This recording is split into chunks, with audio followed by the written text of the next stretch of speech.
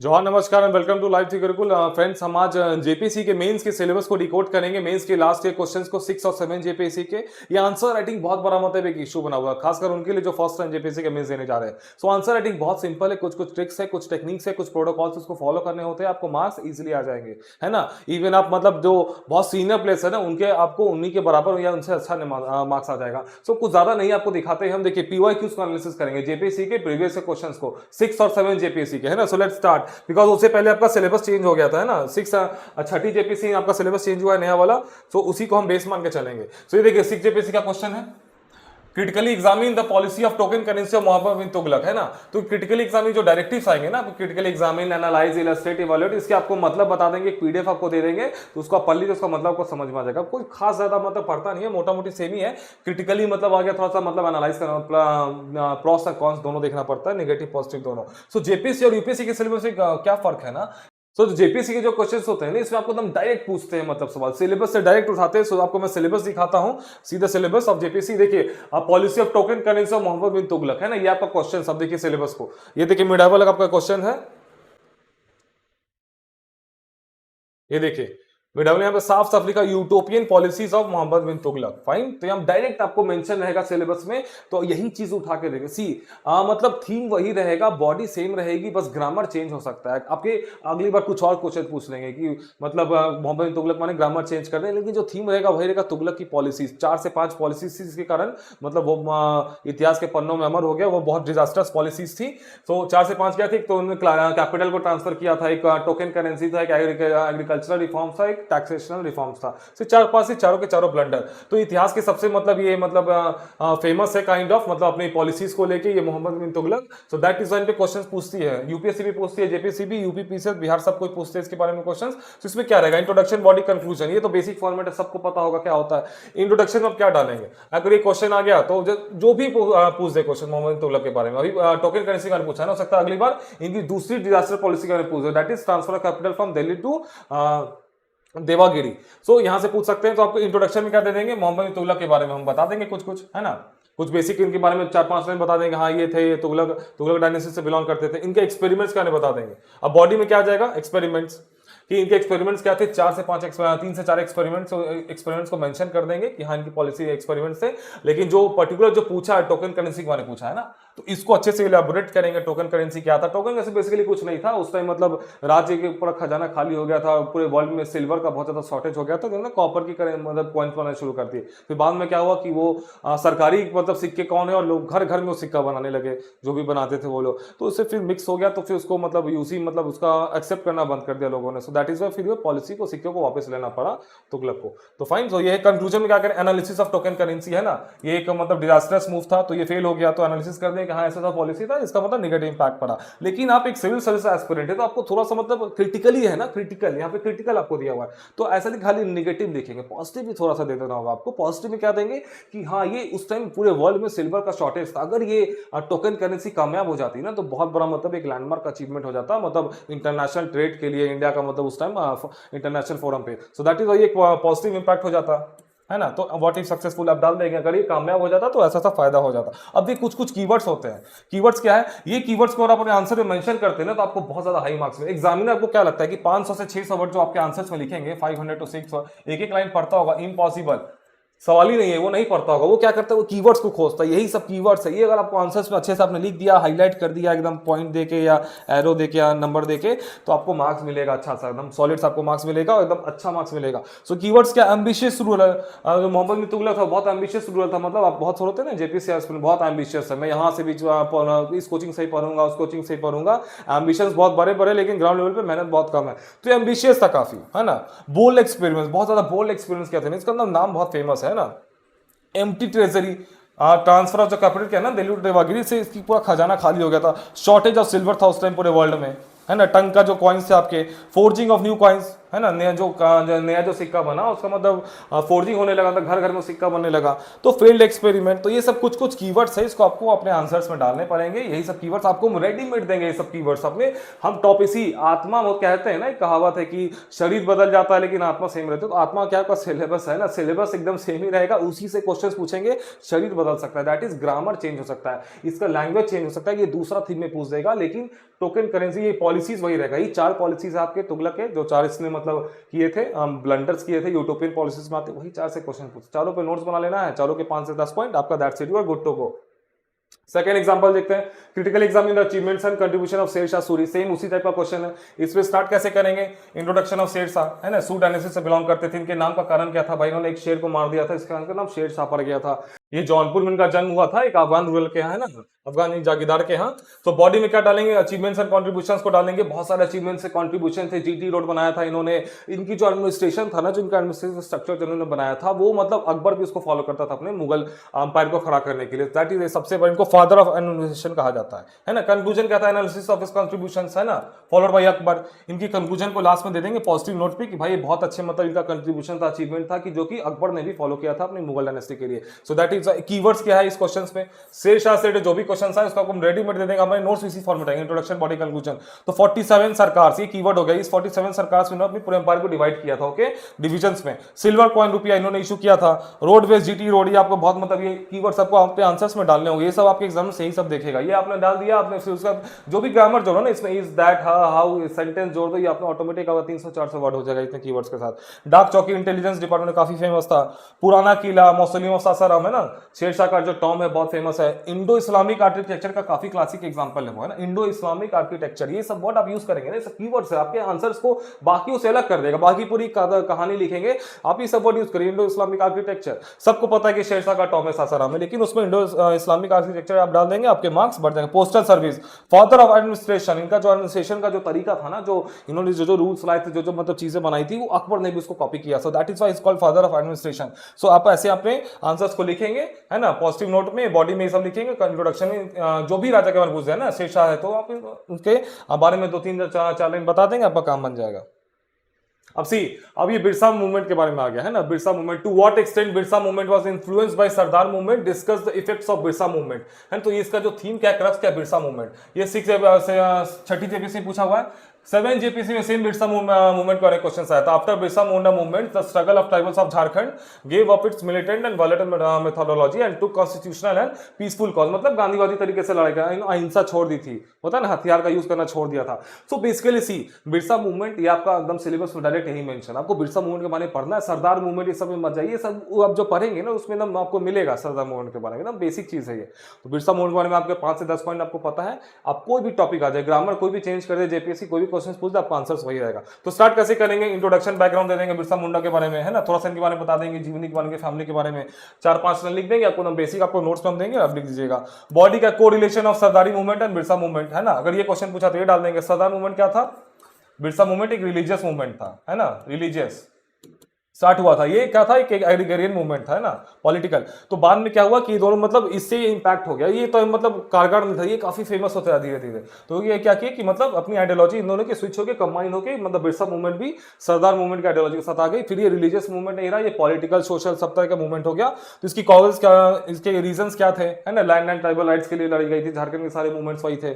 Effect, significance क्या थे, इसके इफेक्ट क्या हुए बिरसा मूवमेंट के, छोटा नागपुर टेनेंसी एक्ट 1908 सबसे बड़ा इसका इफेक्ट था, है ना। फिर कंक्लूजन में क्या देंगे कि बिरसा मूवमेंट के बारे में, तो इसका कंक्लूजन पॉजिटिव नोट पे आपको देना है कि हाँ ये मूवमेंट इतना इंपॉर्टेंट था, इससे झारखंड के फ्रीडम स्ट्रगल में ट्राइबल्स के राइट्स के लिए रिफॉर्म से बहुत ज्यादा मददगार हुआ। लेकिन आज के डेट में इसका कंटेम्प्रेरी एग्जांपल्स भी दे देना आपको। सी जनजातीय गौरव दिवस, है ना, 15 नवंबर को मनाया जाता है, भगवान बिरसा मुंडा के जन्म तिथि के।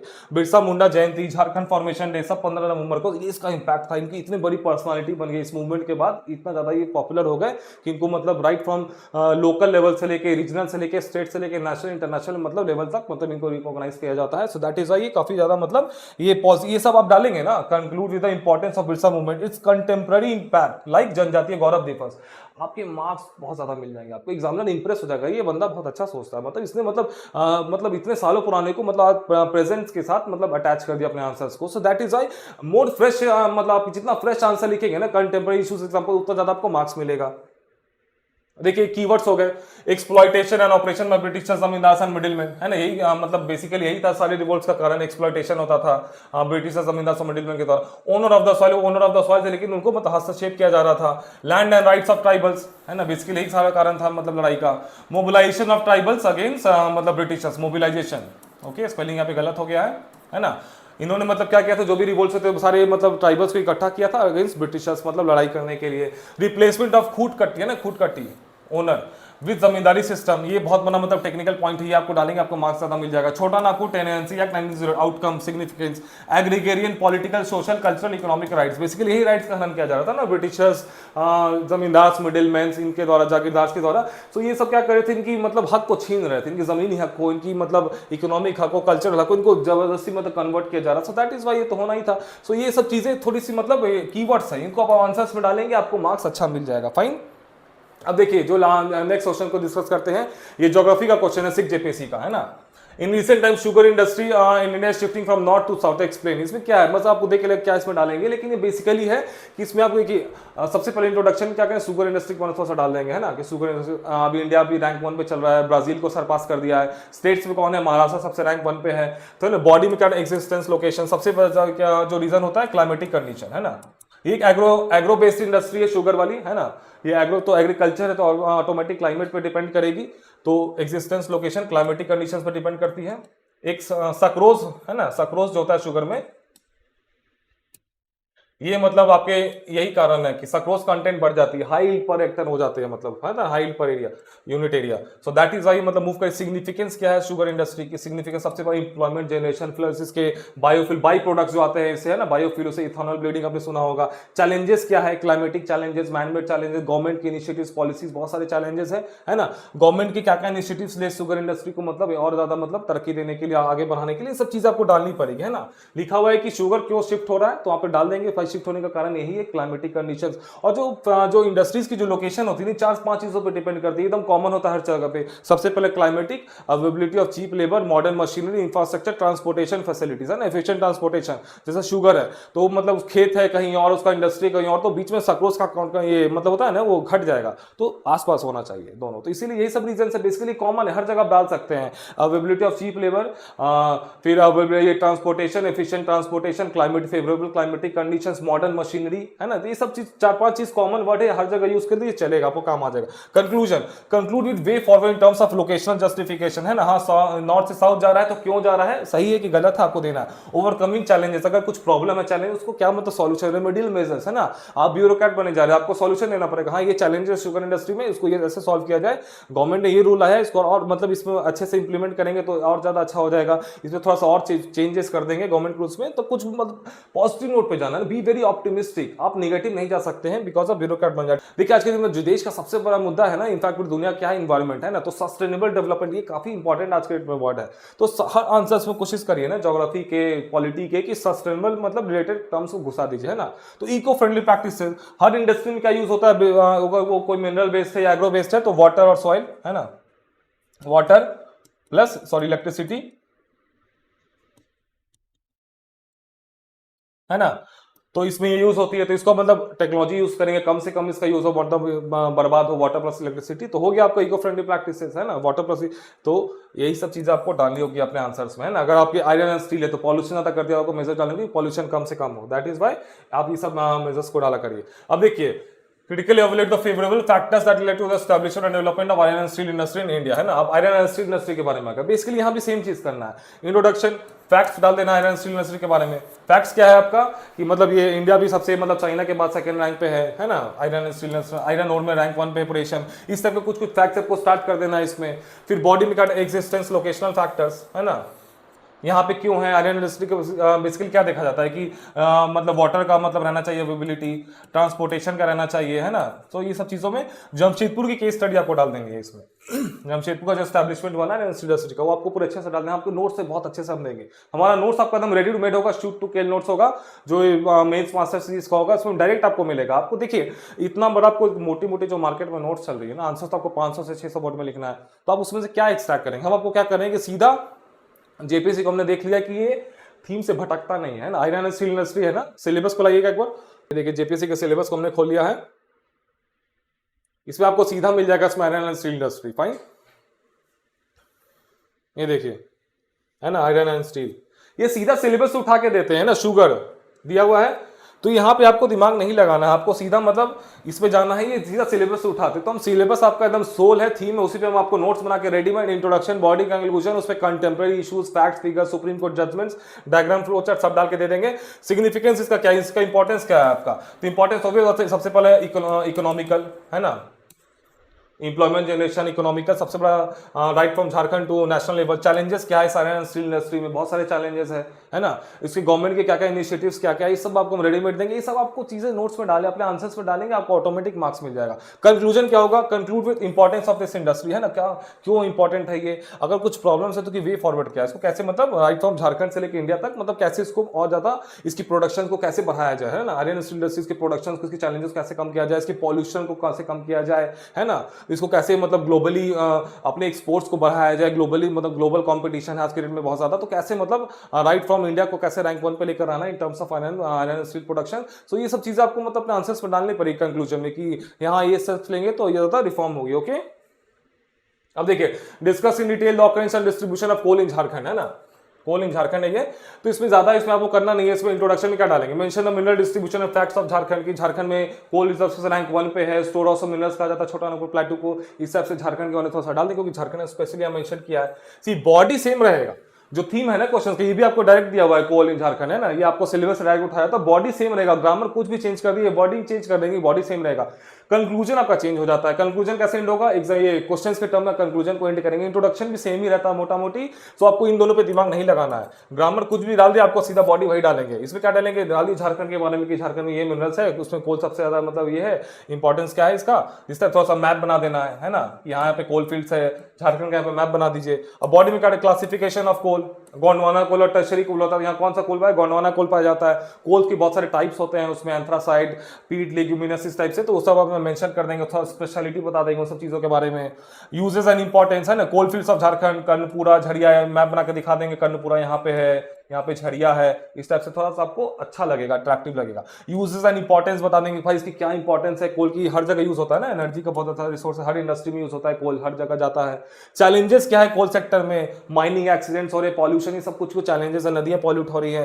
कंक्लूजन, अब conclude with stating the importance of this mineral है ना, रिसोर्सेज सॉल्यूशन, अब इसका इंपॉर्टेंस क्या है मिनरल रिसोर्स का, राइट फ्रॉम झारखंड से लेके मतलब इंडिया लेवल पर नेशनल इंटरनेशनल, इसका इंपॉर्टेंस दिखाना है। कुछ चैलेंजेस है तो ओवरकमिंग द चैलेंजेस है ना, सॉल्यूशन देना है उसका एंड वे फॉरवर्ड, ऐसे करके हम कोल का प्रोडक्शन और बढ़ा सकते हैं, इसके चैलेंजेस को और मतलब जो भी पॉल्यूशन इसको कम किया जा सकता है, जो भी इश्यूज है चैलेंजेस वो आपको नोट्स में आपको देंगे, डायरेक्ट आप दे दिए। तो देखिए कितना आसान है आंसर लिखना, आपने सोचा आंसर लिखना कितना बड़ा हुआ है, मतलब यूट्यूब पे लोगों ने बना रखा हो, my god this is answer, answer is nothing, introduction, body conclusion, सीधा आप देखिए इसके कीवर्ड्स को देखिए, discuss in detail occurrence and distribution of coal, ये इसका कीवर्ड हो गया, क्वेश्चन से कीवर्ड को खोजिए, उसी पे आंसर पूरा बन जाएगा आपका। Account for the rapid urbanisation of India after independence, इसका कीवर्ड क्या है, इसका कीवर्ड है अर्बनाइजेशन, इसी आपको यही टॉपिक में होगा सिलेबस में।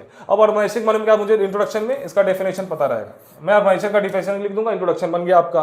बॉडी में क्या देंगे, प्रोसेस ऑफ अर्बनाइजेशन, कैसे कैसे अर्बनाइजेशन हुआ, उसके कॉजेस क्या थे। अब अर्बनाइजेशन आया है, जब भी कुछ होता है तो अच्छा बुरा दोनों होता है, तो एडवर्स इंपैक्ट्स है ना, पॉपुलेशन, सस्टेनेबल अर्बन, ठीक है फिर से सस्टेनेबल टर्म आ गया है ना, ये टर्म काफी इंपॉर्टेंट है, दुनिया का सबसे बड़ा मुद्दा में इन्वायरमेंट है, तो सस्टेनेबल वर्ड को जहां ज्यादा से ज्यादा यूज करिएगा, एक पॉजिटिव इंपैक्ट डालेगा आपके आंसर्स पे। गवर्नमेंट के स्टेप्स क्या इन्वायरमेंट ये अर्बनाइजेशन को लेकर है ना, आपकी जैसे कि स्मार्ट सिटी प्रोजेक्ट हो गया, प्रधानमंत्री आवास योजना, हृदय प्रोजेक्ट, सब कुछ अर्बनाइजेशन से रिलेटेड आपके गवर्नमेंट के मतलब स्टेप्स है, तो इसको मेंशन करिए। जितना फ्रेश आपका आंसर होगा ना, कंटेम्प्रेरी एग्जाम्पल जितना ज्यादा डालेंगे ना, करंट अफेयर्स, उतना ज्यादा एग्जामिनर इंप्रेस होगा आपसे, उतना ज्यादा आपको मार्क्स मिलेगा। Conclusion, conclude with pros and cons of urbanisation, हाँ है ना, तो अर्बनाइजेशन ये है तो उसका अच्छा क्या है, बुरा क्या है, बुरा है तो मतलब उसका सॉल्यूशन बताना आपको, बस बिकॉज ऑफ ब्यूरोक्रेट बने जा रहे हैं ना, निगेटिव आपको नहीं रह सकते हैं आप, रेमेडियल मेजर्स दे देंगे, आपका आंसर का आपको बहुत अच्छा ऐसे मार्क्स मिल जाएगा। इतना लिख देंगे, देखिए आपको डेफिनेशन लिख देंगे यहाँ पे, तो आपका 50 से 100 वर्ड यहीं पे हो जाएगा, कंक्लूजन में आपका 100 वर्ड हो जाएगा, बचा आपका मोटा मोटी अगर 600 वर्ड का आंसर लिखे 400 वर्ड बचा है ना, ये बॉडी में एक एक पॉइंट पे मतलब आप 100 वर्ड लिख सकते हैं, तो इसलिए मैं कह रहा हूं ज्यादा मतलब ज्यादा नहीं पढ़िए, लेस इज मोर, कम से कम पढ़िए, बिकॉज आपको 10 पॉइंट पता है ना, और भी आपको ये इंट्रोडक्शन, आपको डेफिनेशन पता है। देखिए इंट्रोडक्शन 4-5 तरह के होते हैं, सबसे पहला जो होता है फैक्ट्स बेस है ना, आप फैक्ट्स और डेटा के बेसिस पे मतलब स्टार्ट कर सकते हैं इंट्रोडक्शन को। दूसरा होता है आपका कंटेम्प्रेरी, मतलब करंट इश्यूज को लेके, है ना, करंट अफेयर जो भी न्यूज में उससे लेके आप स्टार्ट कर सकते। तीसरा हिस्टोरिकल, है ना, बैकग्राउंड में जाके उसके, जैसे ये हिस्ट्री के क्वेश्चन में ज्यादा यूज होता है इसका इंट्रोडक्शन। चौथा होता है सीधा डेफिनेशन, तो डेफिनेशन में यूज करेंगे, सबसे ज्यादा यूज होता है डेफिनेशन वाला, सबसे अच्छा भी होता है, तो दैट इज वाई ये हो गया।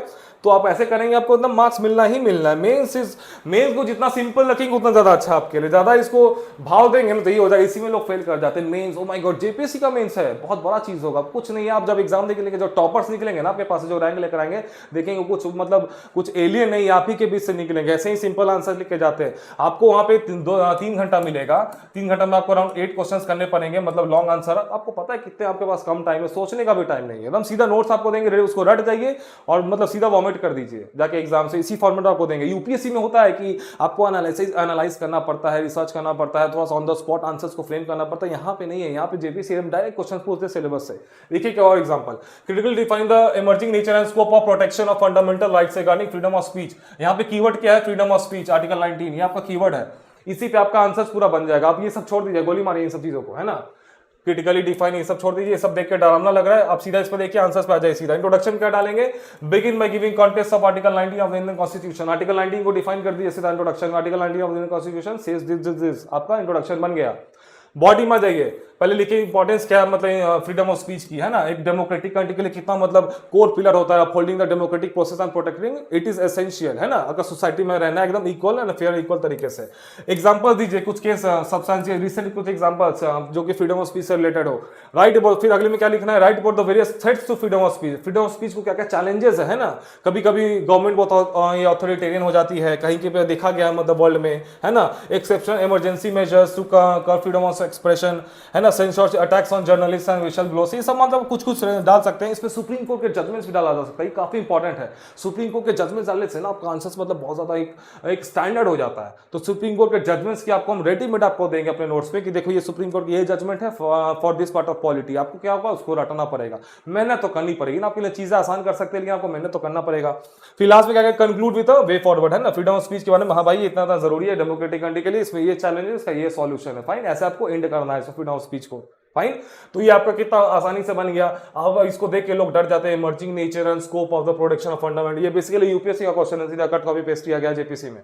सो आपको बस ये आपका कीवर्ड है, इसको पकड़िए और आंसर लिखना शुरू कर दीजिए। सब ऐसे ही करती, पूरी जनता ऐसे ही करती है। यूपीएससी में भी लगता है ना कि आपको ओ माय गॉड ये है वो है, सीधा नहीं, जो भी पूरा क्वेश्चन को अटेम्प्ट कर लेता है और अच्छे से हम एक स्टैंडर्ड लेवल पे मेंटेन करके एक सिंपल से मतलब उसको मार्क्स मिल जाते हैं। जो बहुत ज्यादा दिमाग लगाता है ना इस क्वेश्चन को, मैं एकदम जैसे उसका पॉलिटी बहुत स्ट्रांग है तो पूरा टाइम इसी क्वेश्चन में लगा देगा, बाकी पॉवर्ड वाला छोड़ देगा तो उसको वो फेल हो जाएगा। यूनिफॉर्मिटी मेंटेन करिए, है ना, हर क्वेश्चन में एकदम एवरेज आंसर लिखना है, सब अटेम्प्ट करना है और उसमें मतलब बेसिक क्रेडिबल मिनिमम स्टैंडर्ड उसको मेंटेन, ये स्टैंडर्ड है। Introduction, body, conclusion. Last example, 73rd and 74th Constitutional Amendment Act have infused life in the working of rural and urban local government. Direct syllabus से उठाया हुआ है, इसका keyword क्या है, 74th and 73rd and 74th Constitutional Amendments, है ना, ये इसका कीवर्ड है। इसी पे पूरा आपका क्वेश्चन है, ये किससे डील करता है, पंचायती राज एंड म्युनिसिपैलिटी से, fine.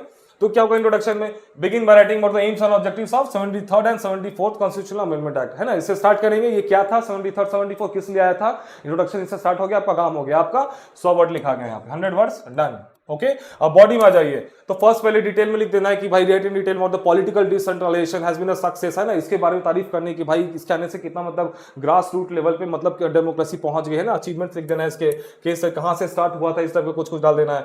Next write about the various shortcomings, है ना, पीआरआई मतलब क्या होगा, पंचायती राज इंस्टीट्यूशन, है ना, क्या क्या इस पे चैलेंजेस थे, लैक ऑफ फंड्स की इश्यूज बहुत ज्यादा है यहाँ पे, issues with centrally sponsored schemes, lack of agency for generate own revenues, क्या overlapping function with state government, absence of proper workforce, accountability issues, ये सब कुछ कुछ चैलेंजेस है। अब क्या करना है, चैलेंजेस तो लिख दिया, अब ब्यूरोक्रेट है ना, आपको सॉल्यूशन भी देना पड़ेगा, तो सॉल्यूशन आपको डाल देना होगा। Next suggest measures to overcome the above. अब जो लास्ट में कंक्लूजन डालेंगे, समराइज कर देना अपने आंसर्स को, है ना, कि your answer while highlighting the need for the democratic decentralisation in India, है ना, आपको इंडिया में बहुत जरूरत है इसकी, है ना, ऐसे से ही है, इसमें ये बहुत अच्छा काम कर रहा है, इसमें कुछ कुछ चैलेंजेस है जिसको कि हम आगे आने वाले टाइम में ये करेंगे तो सॉल्व हो जाएगा। दैट्स इट, यही है आपका, है ना। अब देखिए, disaster preparedness and management has become an important component of district administration in India, है ना, ये पब्लिक एडमिनिस्ट्रेशन का सवाल है। देखिए मैंने आपको बताया था आत्मा वही रहेगी, शरीर बदल सकता है, सेम थीम सेम रहेगा जेपीसी का, ग्रामर बदल सकता है। ये देखिए इन्होंने ग्रामर बदल दिया ना, बिरसा मुंडा का बिरसा मूवमेंट का एग्जांपल देखा, इस सेकंड एग्जांपल है डिजास्टर मैनेजमेंट का। 6 जेपीसी में ये ऐसे पूछा, 7 जेपीसी में ऐसे पूछा, इन्होंने लैंग्वेज को चेंज कर दिया, बस थीम वही है डिजास्टर मैनेजमेंट है ना। Disaster preparedness and management has become an important component of district administration in India, discuss with suitable illustrations. ये आपका क्वेश्चन है। सेकंड में क्या पूछा, discuss critically the organisation and working of disaster management machinery in India, ये second question है। Theme तो same ही है डिजास्टर मैनेजमेंट, तो आंसर सेम ही होगा इसमें है ना। इंट्रोडक्शन में क्या करेंगे, डिफाइन कर देंगे डिजास्टर मैनेजमेंट को, अच्छे से डिफाइन कर दिया डिजास्टर मैनेजमेंट को, ये होता है आपका, हो गया 100 वर्ड इसमें लिखा गया, एग्जामिनर इंप्रेस हो गया अच्छे से। बॉडी में ये आपको रेडीमेड हम देंगे हर चीज, हर टॉपिक का झारखंड के जो भी जेपीसी का मेंशन है। बॉडी में क्या डालेंगे, importance of disaster management, fine, इसमें क्या इंपॉर्टेंस है, examples of recent natural disasters डाल दीजिए झारखंड के या फिर इंडिया या वर्ल्ड के। इसमें फिर क्या एनडीएम है ना, नेशनल डिजास्टर मैनेजमेंट, डीडीएम है ना, डिस्ट्रिक्ट वाले पूछा तो डीडीएम में तो डालना, NDRF national disaster response force, state disaster response force, NDM में नेशनल डिजास्टर मैनेजमेंट अथॉरिटी, जो भी आपके एनडीएम एक्ट 2005 की जो भी प्रोविजंस है ना, थोड़ा थोड़ा लिख देंगे सब पेपर में 2-2 लाइन, ऐसे ही आपका 150 से 200 वर्ड यहाँ पे हो जाएगा। फिर चैलेंजेस क्या है आपके डिजास्टर मैनेजमेंट, ये सब डाल देना है। स्कोर कैसे सुधार, शॉर्टकमिंग्स क्या है, रोल ऑफ डिस्ट्रिक्ट एडमिनिस्ट्रेशन है ना इन pre disaster, post disaster and during disaster, ये तीनों चीज है। मतलब डिस्ट्रिक्ट एडमिनिस्ट्रेशन का क्या रोल रहता है डिजास्टर से पहले, डिजास्टर के दौरान और डिजास्टर्स के बाद, तो ये काफी इंपॉर्टेंट हो जाता है आपका रोल ऑफ डिजास्टर, ये हम आपको दे देंगे रेडीमेड। कंक्लूजन में क्या डाल देंगे, conclude is starting the importance and necessity of disaster management and way forward, है ना, क्या इंपॉर्टेंस है डिजास्टर मैनेजमेंट की आने वाले टाइम में, बिकॉज यू नो कितने नेचुरल डिजास्टर्स हो रहे हैं हर जगह झारखंड में, कभी लाइटनिंग स्ट्राइक्स होती है, कभी अर्थक्वेक का तो मतलब सीन नहीं, यहाँ पे कभी ये एलिफेंट अटैक्स है, काफी चीजें मतलब झारखंड में भी है डिजास्टर मैनेजमेंट। तो आपको फिर वे फॉरवर्ड, अगर ऐसा है तो इसको और कैसे इस इंस्टीट्यूशन को, इस मशीनरी को और कैसे स्ट्रांग बनाया जाए, है ना, और कैसे मतलब इस मतलब वे फॉरवर्ड मतलब पॉजिटिव मतलब आउटपुट देना है कि मतलब पॉजिटिव मतलब हाँ ऐसे से करने से और ज्यादा स्ट्रांग हो जाएगा। ये सब चीजें आपको रेडीमेड देना होगा, आपको हम लिख के दे देंगे रेडीमेड आपको अपने नोट्स में, है ना। इसकी डिटेल सॉल्यूशन आपको दे देंगे, 6-7 जेपीसी की पीडीएफ आपको दे देंगे। सो दिस इज ऑल, ये आपका हो गया, मतलब इस सबको हमने डिटेल बता दी कि कैसे आपको आंसर्स को अटेम्प्ट करने हैं। आपने देख लिया होगा बहुत ज्यादा हाई फाई फंडा नहीं है जेपीसी मेंस, है ना, आपको बेसिकली कुछ कुछ रटना है। बेसिकली मेरे अगर मुझसे आप पूछिए तो इसमें रटना ज्यादा है ना, ये JPC mains is all about crime. आपको जो भी नोट्स देंगे उसको रट जाइएगा अच्छे से, उसको बस उतार देना है आपको, है ना, कुछ ज्यादा रॉकेट साइंस है नहीं इसमें। कोई क्या लिख देगा आपको पता है, रजिस्टर में क्या लिख देगा, यही सब चीजें लिखेगा ना, एनडीए में, डीडीएम में, एनडीआरएफ, एसआरएफ, आपको ये इंट्रोडक्शन में ऐसे आपको स्टार्ट करना है, बॉडी में सब चीजें डाल देनी है। कंक्लूजन कैसे करना है, जो भी आपसे क्वेश्चन पूछे ना उसी के नोट में उसी के लैंग्वेज में आपको कंक्लूड कर देना। इंट्रोडक्शन सेम ही रहेगा, थीम पे इंट्रोडक्शन रहेगा, बॉडी आपको क्वेश्चन के अकॉर्डिंग रहेगा, बॉडी भी थीम पे ही रहेगा, कंक्लूजन रहेगा जो भी आपका क्वेश्चन रहेगा उसके बेसिस प्रिंट कर दीजिए। उसमें थोड़ा सा फ्लो चार्ट डायग्राम अगर बनता है तो बना दीजिए, कुछ recent exam multi dimensional answer उसको थोड़ा जोड़ दीजिए एनवायरमेंट से, है ना, डिजास्टर मैनेजमेंट को जोड़ा जा सकता है, ये कॉन्स्टिट्यूशन में ये प्रोविजंस है, प्लस इसका होने से कितनी इन्वायरमेंट लॉस होती है, इकोनॉमिकल डैमेज होती है, सब आपको जोड़ सकते हैं, मल्टी सोशल डैमेज होता है, तो सब आपके मल्टी डायमेंशनल अप्रोच हो गया। दैट इज व्हाई आपके जेपीसी मेंस बहुत ज्यादा टफ नहीं है। तो आपको कल हम दे देंगे आपको पब्लिक एडमिनिस्ट्रेशन, ये सॉरी इकोनॉमिक्स और आपका साइंस का आपको हम डिकोड कर देंगे, उसके बाद हमने क्लासेस नोट स्टार्ट हो जाएगी। So all the best and keep studying.